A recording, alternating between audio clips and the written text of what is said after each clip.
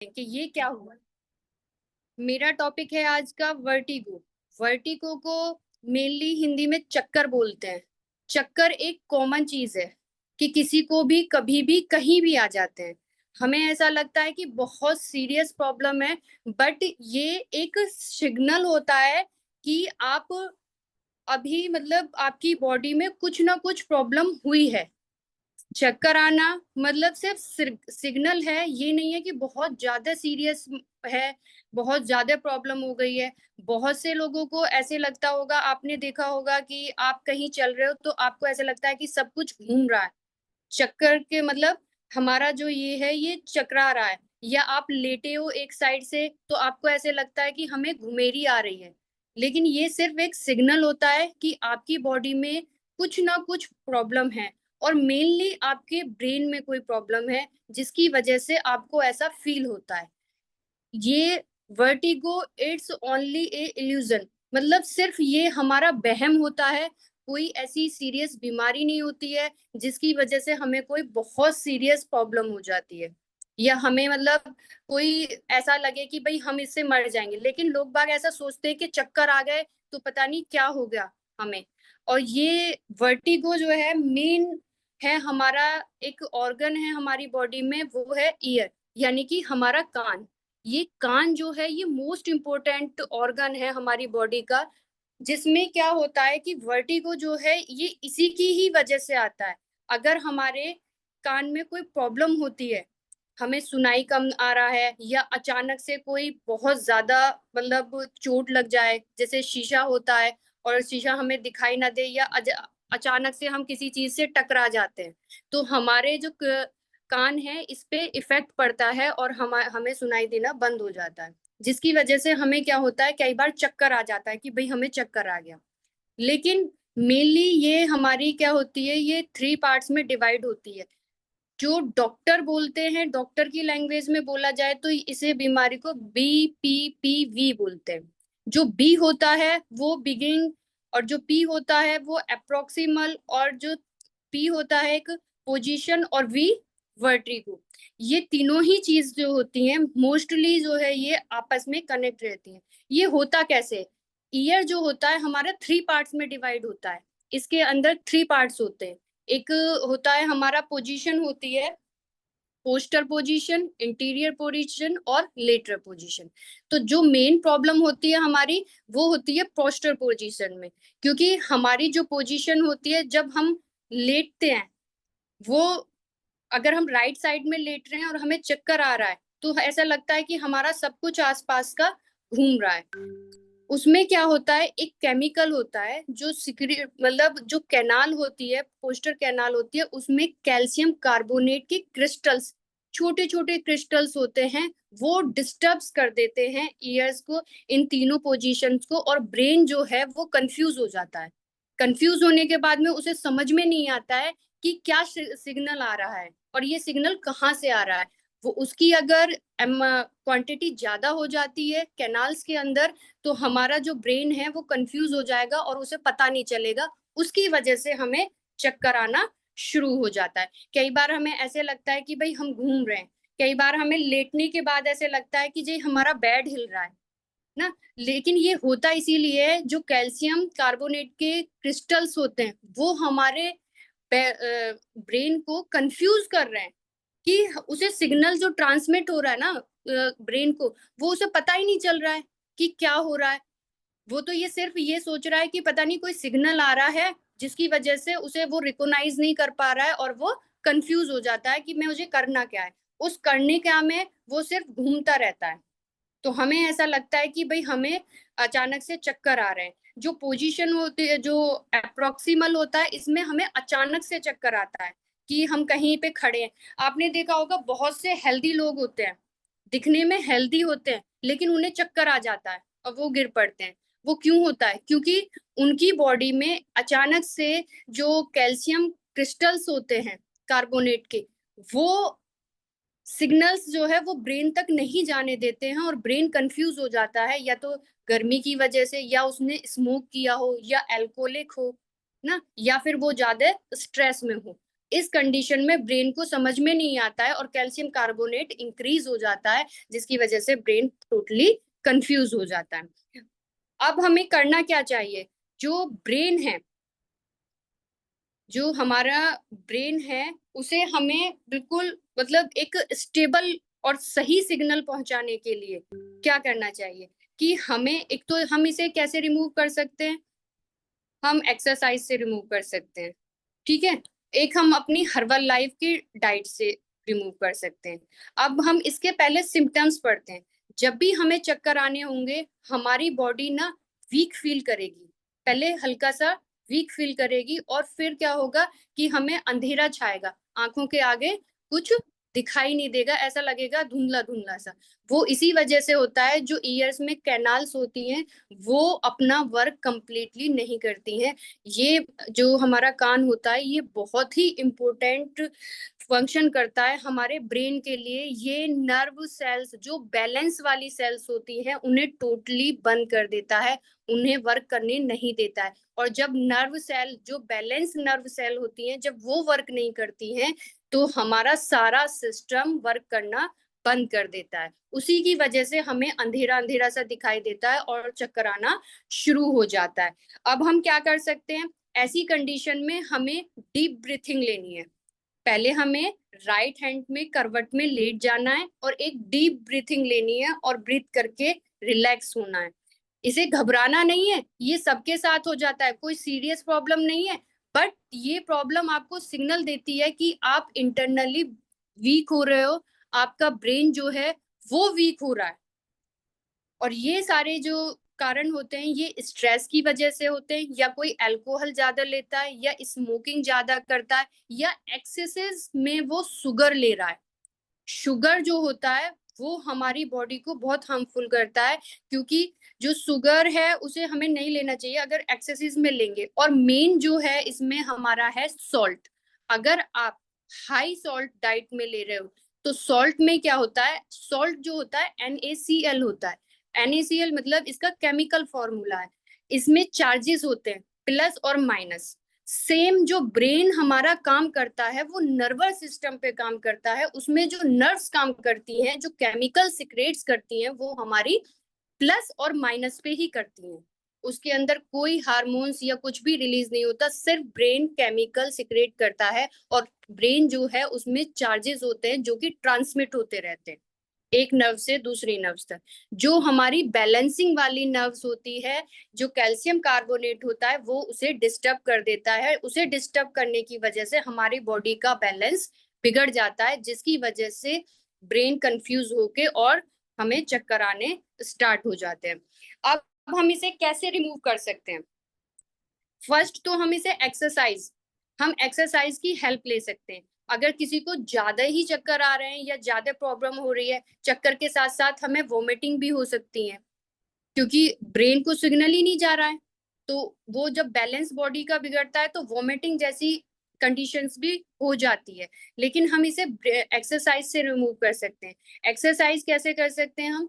हम साइड में पहले लेफ्ट हैंड में लेट सकते हैं, फिर अपना फ्लो लेके, अपना फ्लो इतनी 45 डिग्री पे लगाना है।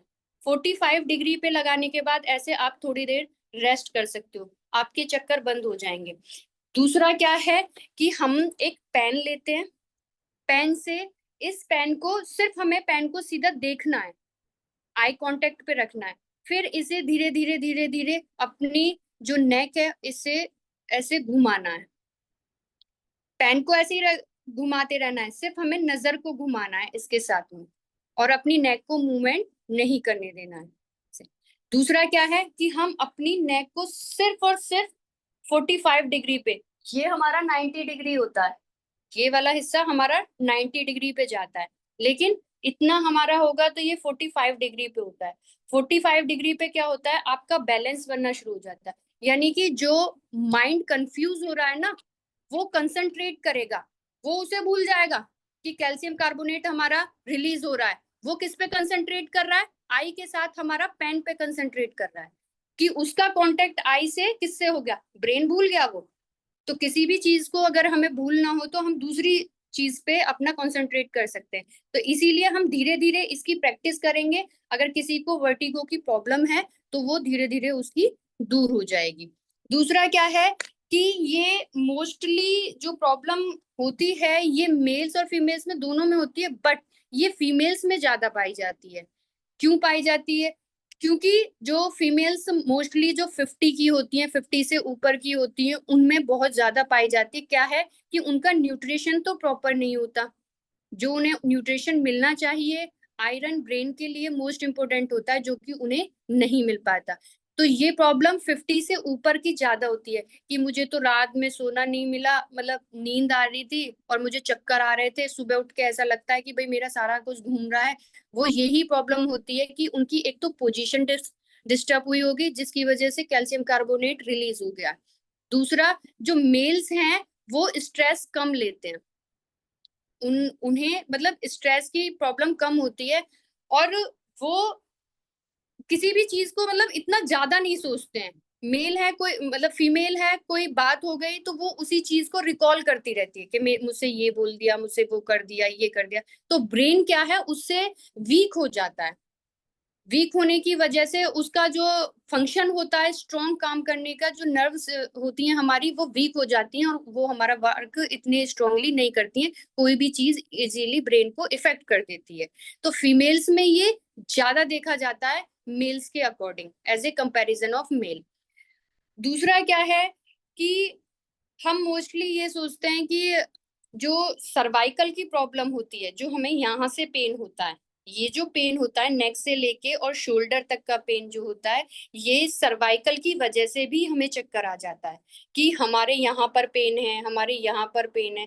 वो इसीलिए होता है, कई बार हमारी पोजीशंस जो है वो ठीक नहीं होती, या हमको बहुत ज्यादा मोबाइल चला रहे हैं, या बहुत ज्यादा नीचे झुक के काम करे जा रहे हैं, तो नेक जो है वो हमारी गर्दन पेन करने लगती है, और उसकी वजह से भी हमें ये प्रॉब्लम हो जाती है। अचानक चोट लगने की वजह से भी हो जाती है। एकदम से बहुत हाई साउंड की वजह से भी प्रॉब्लम होती है। और एक ये आजकल जो प्रॉब्लम हो रही है, ये मोस्ट इम्पोर्टेंट, जो ईयरबड्स लगा के रखते हैं ना अपने कान में फोन के, और उसकी वॉल्यूम हाई करके और तब सुनते हैं, उससे क्या होता है, जो जो हमारी नर्व सेल्स होती हैं वो डिस्टर्ब होती है। क्योंकि ये जो पार्ट है हमारा, जो हमारा कानों का पार्ट है, ये सारा ब्रेन से जुड़ा हुआ है। ये यहाँ से लेके ये यहाँ तक, अगर आपकी कोई भी प्रॉब्लम होगी तो ब्रेन जो है उसकी वजह से डिस्टर्ब होगा। और वो डिस्टर्ब होने का मतलब है कि वो फंक्शन सही से नहीं करेगा। अगर ब्रेन डिस्टर्ब होगा, फंक्शन सही से नहीं करेगा, तो आपका कुछ भी ठीक ठाक नहीं रहेगा। तो जो हम ईयरबड्स लगा के जो सुनते हैं ना, गाने सुनते हैं या कोई भी काम करते हैं, मोस्टली उनके कानों में लगा रहता है, उस साउंड की वजह से, मतलब हमारे कान में मतलब जो सुनने की क्षमता है वो एक लिमिट तक है कि हम इतना साउंड सुन सकते हैं।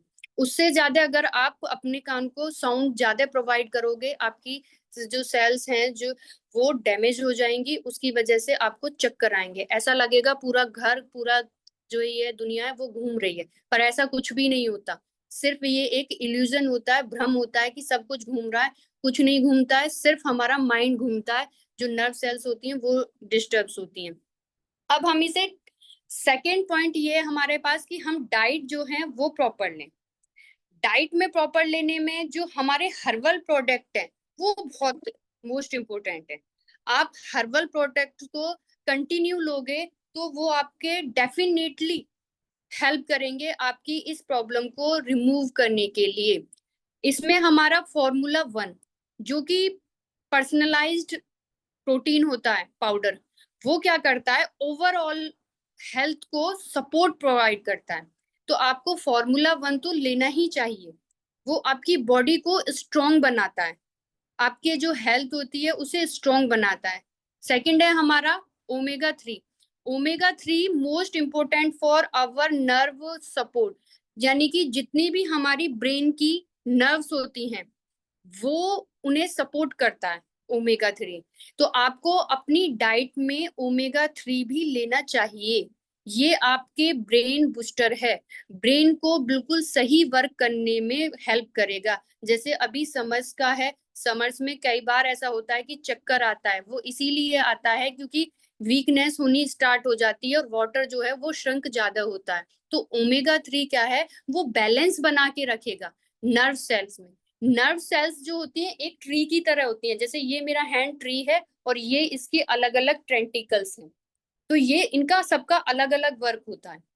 तो आप ओमेगा 3 लीजिए, उस वो नर्व सेल को बिल्कुल सपोर्ट करेगा, ब्रेन को आपके को स्ट्रांग बना के रखेगा। अपनी डाइट में आज से ही आप ऐड कर लीजिए, ये बहुत इंपॉर्टेंट है आपकी बॉडी के लिए।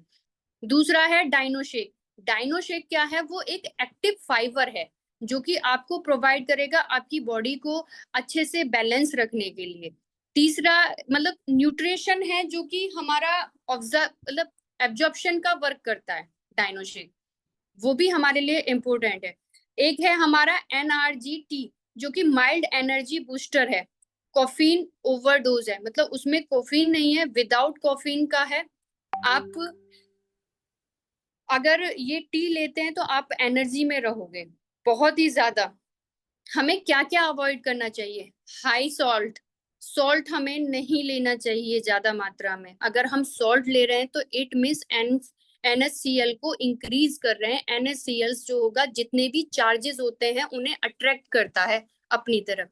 एक छोटा सा एग्जाम्पल है, देखो मैं आपको इसका सॉल्ट का बताती हूँ कि अगर आप एक बीकर में या ग्लास में पानी डालते हो और उसमें NaCl डालते हो, और जो बल्ब होते हैं ना, आजकल तो ये एलईडीज लगी है, लेकिन बल्ब होता है, उसे उस ग्लास में डिप करके देखना, वो एकदम से ग्लो करेगा, जल जाएगा। क्यों? क्योंकि देखो, बल्ब कब जलता है, जब उसे चार्जेस मिलते हैं ना। चार्जेस मिल रहे हैं यानी कि नमक में इतने चार्जेस होते हैं कि वो एक बल्ब को जला देता है। तो वो आपके माइंड को कैसे नहीं जला सकता, डेफिनेटली वो आपके माइंड को खराब कर देगा। चार्जेस ज्यादा होने की वजह से जो हमारे नर्व्स के चार्जेस हैं और जो NaCl में नमक में चार्जेस हैं, दोनों आपस में क्या करेंगे, रिपेल करेंगे, और ज्यादा होने की वजह से वो उसे जला देगा।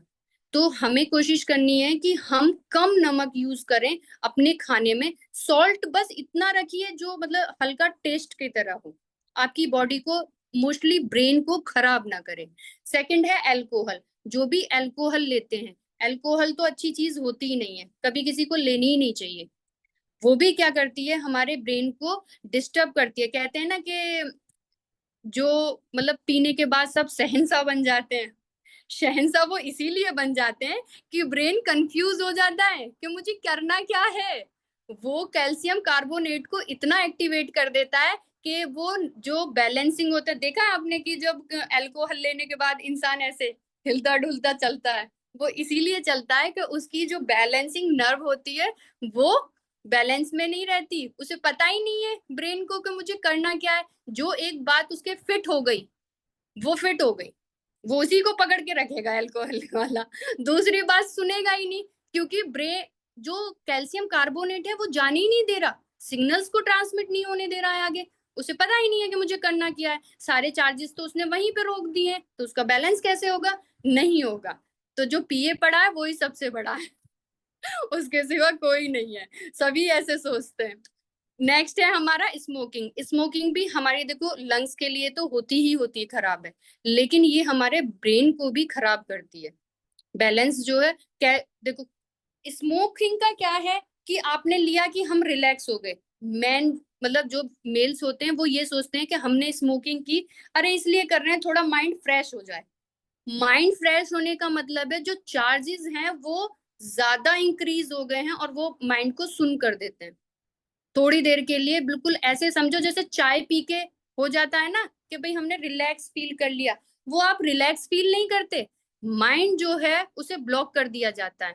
तो स्मोक क्या होती है, माइंड को ब्लॉक करती है, और सच में ही ये बहुत बेकार चीज है। माइंड के लिए तो सबसे बेकार है, लंग्स के लिए तो है ही है। ये कार्बो मतलब कैल्शियम कार्बोनेट के साथ में मिलके रिएक्ट करती हैं चीजें, केमिकल रिएक्शन होती है, और उसकी वजह से क्या होता है, ब्रेन एकदम से रिलैक्स हो जाता है। चीजें मेल जो है वो ज्यादा भूलते भी हैं। बहुत से मेल देखोगे इतनी इतनी स्मोकिंग करते हैं कि उन्हें पता ही नहीं होता कि दिन में वो रह ही नहीं पाते, अडेक्ट हो जाते हैं उस चीज के। तो मतलब जो भी है मेल्स को अब समझाइए कि ऐसा ना करें। थर्ड है कि एक्सेसिव शुगर। शुगर तो वैसे अच्छी चीज है ही नहीं, सबको पता है, सर भी बोलते हैं कि शुगर जो है वो हमारी बॉडी में अगर लेवल ज्यादा इंक्रीज होगा तो वो खराब करेगी करेगी। शुगर भी जो है वो हमारी बनती है तो हमें सुक्रोज से ना, सुक्रोज उसमें भी प्लस माइनस के चार्जेस होते हैं, वो अगर ज्यादा इंक्रीज हो जाते हैं तो वो हमारे ब्रेन को वर्क करने से रोक देते हैं। टोटली कंसेप्ट ये है कि हमें हर चीज जो है वो, एक तो नमक अपनी डाइट्स में बहुत ही हल्का रखिए, किसी भी चीज में रखिए वो मत मत रखिए। बस इतना रखिए कि आपको ये लगे कि हाँ टेस्ट है। एक शुगर, शुगर तो कट ही कर दीजिए, बिल्कुल मत लीजिए। जो स्मोकिंग करते हैं उनके घर में, जिनके घर में, उन्हें मत कराइए। और हर्बल लाइफ के प्रोडक्ट आप प्लीज लीजिए, अपनी लाइफ में मतलब अपनी डाइट में इंक्लूड कीजिए, वो बहुत इंपॉर्टेंट है और बहुत ही अच्छे से वर्क करते हैं। पर्सनली जो टी है वो तो मैं भी लेती हूँ। कई बार मेरे साथ भी ऐसा हुआ है कि मुझे चक्कर आ रहे थे और मुझे ऐसा फील हो रहा था कि भाई मुझे चक्कर आ रहे हैं, ये प्रॉब्लम थी। लेकिन जब से मैंने हर्बल लाइफ यूज करा है, इसके प्रोडक्ट यूज करे हैं ना, प्रोटीन लिया है मैंने, शेक मेट लिया है, तब से मेरी बॉडी बैलेंस में है। मेरा माइंड जो है वो भी एकदम बैलेंस से काम कर रहा है। मेरा सारा वर्क जो है वो बहुत रिलैक्स होके और अच्छे से वर्क करता है।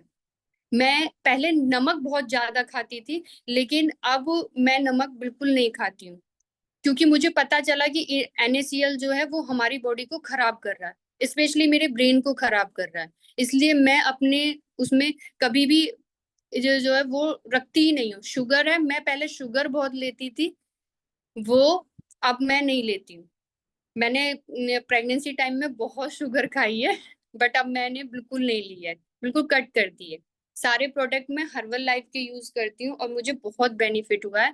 तो मैं यही चाहती हूँ कि आप भी अपनी फैमिली को हेल्दी बनाइए। और ये चक्कर आना कोई प्रॉब्लम नहीं होती, बट सिग्नल्स होता है कि अपनी बॉडी को आप हेल्दी रखो, वो अनहेल्दी जा रही है। ब्लड में जो है वो प्रॉब्लम हो रही है, ब्रेन में, नर्व्स में प्रॉब्लम हो रही है। आप प्लीज उन्हें, अपनी बॉडी को हेल्दी रखिए। Thank you.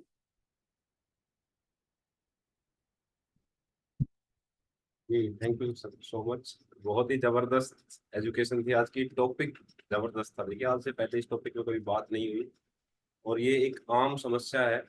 लगभग इससे हर कोई अपने जीवन में एक्सपीरियंस करता है। कई बार हम ऐसे बैठे हैं एकदम से उठ के चलते हैं तो जैसे अंधेरी आ जाती है, चक्कर आने लग जाती है। वो बहुत बढ़िया ढंग से आपने एक्सप्लेन किया है, उसके पीछे की वजह क्या है, साइंटिफिक रीजन क्या है, और आपने सब कुछ क्लियर कर दिया कि क्या हमने खाना है क्या नहीं खाना है, कैसे हमने अपनी डाइट को फॉलो करना है। तो बिल्कुल जो है कि कहीं कोई कमी रही नहीं, सब कुछ आपने एक्सप्लेन कर दिया बहुत बढ़िया ढंग से। अमित जी का हैंड रेज है, एक बार उनसे बात कर लेते गुड इवनिंग सभी को। बहुत बढ़िया टॉपिक था, मजा आ गया समझ के। और ये दो तीन चीजें इसमें बढ़िया बताई हैं। एक तो जो बताया कि उसके जो आयन्स होते हैं, सोडियम क्लोराइड जो है ये ऑक्सीडेटिव स्ट्रेस क्रिएट करता है। यानी कि जब सोडियम को क्लोरीन में जब इलेक्ट्रॉन ट्रांसफर करता है तो वो जो इलेक्ट्रॉन्स होते हैं वो फ्री रेडिकल्स बनाते हैं। ये फ्री रेडिकल्स वही इलेक्ट्रॉन होते हैं जो हमारे ब्रेन के न्यूरॉन्स को खराब करते हैं। ये बिल्कुल बढ़िया बात बताई, साइंटिफिक थी। सोडियम क्लोराइड बहुत खतरनाक होता है ज्यादा मात्रा में, ये न्यूरॉन्स को खत्म कर देगा। फ्री रेडिकल्स ही वो चीज है जो हमारे सेल्स को मारती है। अगर आप एजिंग को साइंटिफिकली समझें, जो एजिंग होती है, एजिंग क्या होती है? उम्र के साथ किसी चीज का मरना। एजिंग की कॉन्सेप्ट को अगर साइंटिफिकली समझें तो फ्री रेडिकल्स होते हैं। यानी कि जो हमारा एटम है जिससे हमारी सेल्स बनी पड़ी हैं, इसमें इलेक्ट्रॉन जब लूज होता है तो वो क्या करता है, कुछ फ्री रेडिकल्स बनाता है जो एक दूसरे को मारता है। सेल्स धीरे धीरे मरना शुरू हो जाती है, इसी को एजिंग कहा गया है। तो इसके ऊपर तो बहुत डॉक्यूमेंट्रीज बनी है कि फ्री रेडिकल्स को जिस दिन कंट्रोल करना सीख गया इंसान, उस दिन हो सकता है आदमी मरना बंद हो जाए, मरे बिना। तो सोडियम क्लोराइड में ये चीज ऑक्सीडेटिव स्ट्रेस में होती है। एक तो ये बढ़िया बात लगी मुझे। दूसरा ये लगा कि ये रिलेट कर रहा था मैं, क्योंकि आज से 2 साल पहले मेरे साथ ऐसा हुआ था। मैं कंस्ट्रक्शन चल रही थी तो अचानक मुझे चक्कर आए। हम उस चक्कर को समझते हैं कि कोई बहुत बड़ी बीमारी है, कोई हार्ट अटैक है। तो जब मैं डॉक्टर के पास गया उस समय पे मेरा दिमाग घूम रहा था। मुझे याद है जैसे मुझे किसी झूला से उतारा हो ऐसा लग रहा था।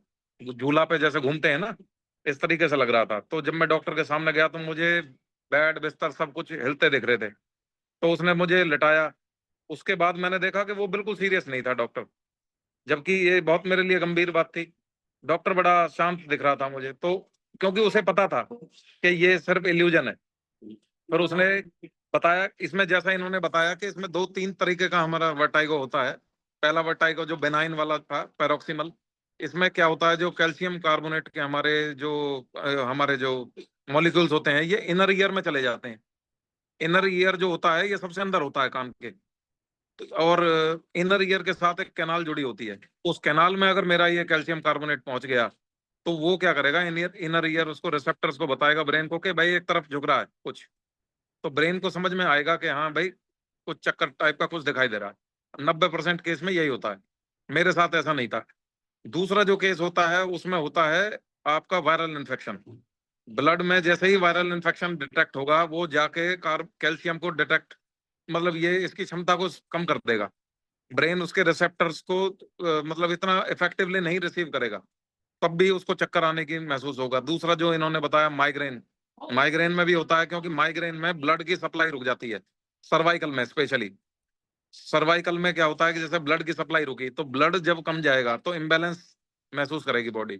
एक जो चीज और इसमें मैं ऐड करूंगा, वो ये होती है कि जो इन्होंने भी बताया कि जब एक्सीडेंट होता है या चोट लगती है, उस समय पे जो हमारा एक बैक्टीरियल इन्फेक्शन है, तब ये हमें महसूस हो सकता है। तो इसलिए इसमें घबराने की बात नहीं है। घबराना कब है, जब ब्रेन में ट्यूमर डिटेक्ट हुआ हो। ट्यूमर के दौरान अगर ब्लड की सप्लाई डिस्टर्ब हुई हो, तब हमें अगर चक्कर आ रहे हैं, जो कि बहुत कम चांसेस होते हैं, उसको घबराने की श्रेणी में रखना चाहिए। बाकी चक्कर को कभी भी डायरेक्टली रिलेट नहीं करना चाहिए हेल्थ के साथ। ये हो सकता है कि कोई आपके साथ इन्फेक्शन हुआ हो, जुकाम खांसी सर्दी कुछ भी हुआ हो, उस टाइम पे ही हो सकता है। तो मेरे को ऐसा ही हुआ था, इन्फेक्शन की दवाई दी, 3-4 घंटे में वो इन्फेक्शन डाउन हुआ, उसके बाद कुछ नहीं हुआ। मैं असल में 2 दिन पहले पहाड़ों से आया था, तो वहाँ एयर प्रेशर ज्यादा होता है। तो ये जो प्रैक्टिस इन्होंने बताई कि गर्दन को ऐसे रखना है, उससे रीसेट करते हैं कैल्शियम को। तो अगर एक इनर ईयर में पहुंच गया है, तो उसको थोड़ा 45 डिग्री पे मूव करके और झटका लगाया जाता है गर्दन में, तो वो अपनी जगह पे आ जाता है। तब मेरा घूमना बंद हो गया था। मुझे तो सबसे पहले ऐसा लगा था हार्ट अटैक आ रहा है या स्ट्रोक आ रहा है। तो इल्यूजन होता है, बिल्कुल इसको ध्यान में रखना है। बढ़िया एजुकेशन थी, अच्छा लगा, बहुत हटके टॉपिक था। इनके टॉपिक हटके ही होते हैं। Thank you. जी बिल्कुल सच्चाई है, ये हटके टॉपिक होते हैं, बहुत बढ़िया एक्सप्लेन करते हैं, समझ आती है चीजें बिल्कुल इजीली, चाहे कोई अनपढ़ आदमी हो उसको भी समझ आ जाएंगी। तो बहुत बढ़िया क्वालिटी है आप में। और तो रिक्वेस्ट करेंगे कि आप ऐसे ही टाइम देते रहें, नए नए टॉपिक लेके आते रहें और हमें एजुकेट करते रहें। तो बहुत बढ़िया सेशन था आज का टोटली ही। अंजू टाटा जी का हैंड रेज हुआ है, वीडियो है, अगर ऑन कर सकते हैं तो गुड आप। Evening sir. जी सर गुड। वो नेटवर्क कम है इसलिए मैंने वीडियो ऑफ कर रखा जी है। जी। बाकी एजुकेशन बहुत जबरदस्त थी, इन्होंने तो अमित सर को फेल कर दिया है। वाक्य में ही अलग टॉपिक था सर। हाँ, इनका जो पहला टॉपिक था वो भी मैंने सुना था, और जो बताने का तरीका है वो बिल्कुल वाक्य में लाजवाब है। अनपढ़ बंदा भी समझ सकता है इनकी बातें, क्योंकि अमित सर ज्यादा इंग्लिश के वर्ड यूज करते हैं, तो कुछ बंदे हमारे इसमें बड़े बूढ़े अनपढ़ है, वो नहीं समझ पाते। लेकिन शीतल जी की जो एजुकेशन थी वो वाकई में लाजवाब थी। Thank you sir, thank you.